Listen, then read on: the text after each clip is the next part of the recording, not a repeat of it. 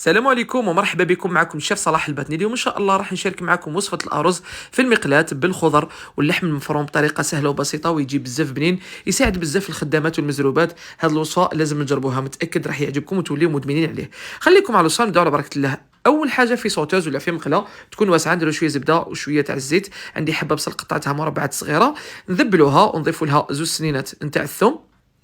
وعندي كميه من لافيونداشي كما ممكن ديروا البولياشي واش كان عندكم.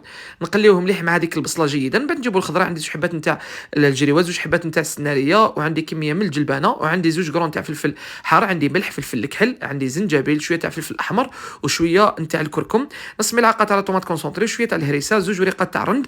وراح نقلي هذه المكونات لمده 20 دقيقه. من جهه اخرى نوجدوا الرز تاعنا. انا استعملت اليوم مهراني الجولد او الذهبي، درت زوج كيسان.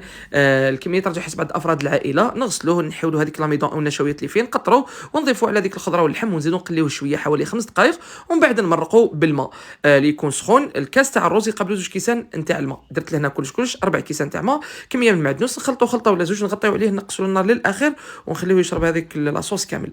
كي تبقى فيه شويه لاصوص نضيفوا له ملعقه تاع لا مارغرين، نغموها ونغطيو عليه ونخليه حتى يشرب الماء كامل. من بعد هذه هي النتيجه اللي تحصلت عليها. شوفوا يجي على حبه ويجي ميدم روعه. اذا وصلنا لنهايه هذا الفيديو، من بقى نقول لكم شهيتكم بالصحه. ما تنساوش تبارطاجي لا فيديو مع الاصدقاء. نتلاقاو في عاد اخر والسلام عليكم.